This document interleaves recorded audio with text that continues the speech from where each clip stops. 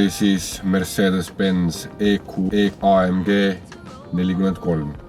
Aga kui tahad gramm tõsisemat asja, mis siis on juba ülilevel, super S-klass, siis tuleb vaadata EQS-i poole ja miks mitte seda ka kohe teha.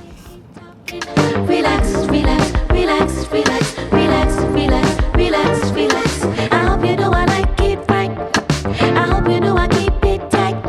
Coming out tonight, coming out tonight, coming out tonight, coming out tonight. Niisiis, see on Mercedes-Benz EQS 580. Ja kui te eelnevalt nägite EQE-d, siis tuleb ikkagi öelda, et EQS on kõik, mida EQE loodab, et ta oleks. Selles suhtes see on uskumatu, see on tõesti uskumatu. Kui me räägime hinna poolest nii-öelda 30-40 000 sellest vahest, siis sellega on kaetud kõik kitsaskohad, mis olid EQE-l. EQE oli selline jäik, sest et ta oli AMG, ta oli sportlik. Jah, ta oli kiire, aga samal ajal ta ei näinud väljast kiire automoodi välja. Jah, ta oli mugav, ta oli okei. Aga see on juba presidendi klass nii-öelda sulepadjad. Kõik istmed saavad massaaži. Ekraane rohkem kui kokku võid lugeda. Ja kõige tähtsam, miks ta siis on nagu ikkagi EQE-st miljon korda parem. See on nagu ainuke asi, mis minu jaoks üldse loeb elektriautode puhul. Sõidulatus. Ma ei saanud seda täisakuga. Ma sain selle veerandakuga ja see oli ikka 750 kanti on see täissõidulatusega täisakuga auto, mis on juba absoluutselt arvestatav. Mina juba ei hakka, enam ei virise. EQE samas oli täisakuga, ikka oli 300. Midagi naeruväärset ühesõnaga. Aga siia S-klass, siia on laetud akusid täis, ma ei kujutata, kus need kõik on. Mis puudutab sõitu, see on nii diivan voodi siin, see kogu see auto. Ma ei näe vajadust kihutada, ma sõidan linnas 45-ga, tavaliselt ma sõidan linnas 60-ga. Aga nii, ühesõnaga. Ma ei näe vajadust kihutada. Sa sõidadki 45-ga, sest et sa enam-vähem magad. Kindel soovitus, ärge magage roolis, aga sa enam-vähem magad siin roolis. Aga kõik see süsteem aitab sul olla ikkagi elus ja kompetentne oma nagu sõiduga, aga nagu see tunne on see, et ma võiks lihtsalt järjest sõita. Takso just selles autos olla. Ma arvan. Muidugi, millest peab rääkima on ikkagi see vedrustus uuesti. See on uskumatu. Ma kujutan ette, et see on enam-vähem Rolls-Royce'i taseme vedrustus nagu. Kõik neelab alla, põhimõtteliselt ei saagi aru nagu, lihtsalt, ja ta on nii pehme, kui sa isegi lähed kurvi, sa tunned, et auto läheb nii kaldesse.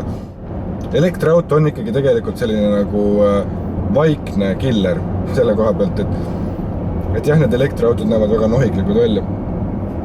Kui kõrvale jätta näiteks mõni Porsche Taycan või selline. Aga üldjuhul elektriautod nad nagu näevad ufod välja ja ufo võrdub nohiklik.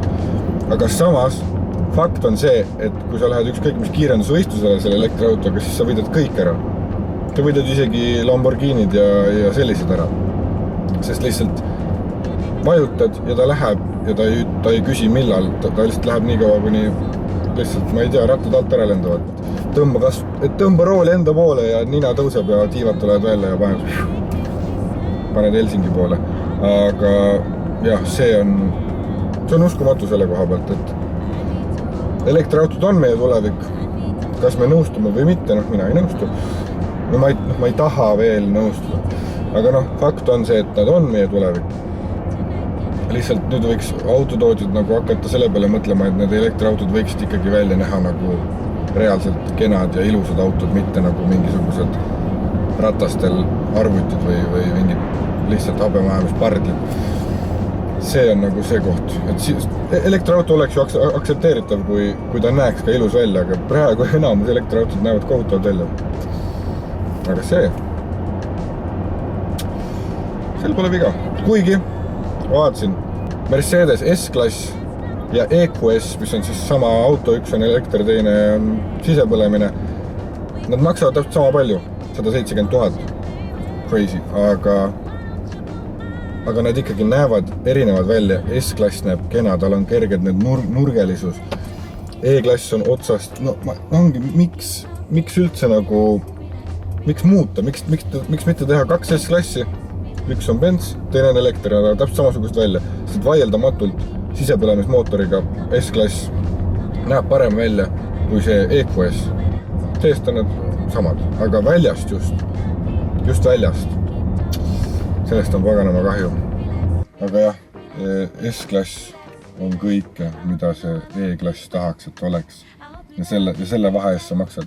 Ma tean, et see ei pruugi Mercedesele meeldida, et ma niimoodi ütlen E-klassi kohta, aga tõesti. Põhimõtteliselt sama auto, kui te vaatate, kuidas need autod välja näevad. Nii seest kui väljast, enam-vähem nad näevad ikkagi väga-väga sarnast välja. Aga see vahe, mis on nendel 2 klassil, on ikkagi, see ongi see miks peaks selle auto ostma. Või noh, 170 000 eurot.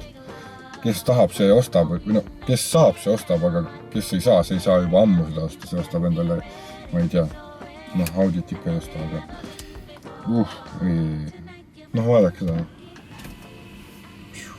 Tuba pimedaks, taga, keegi jääb magama, kõik. Hüva. Mercedes-Benz EQS 580. Super.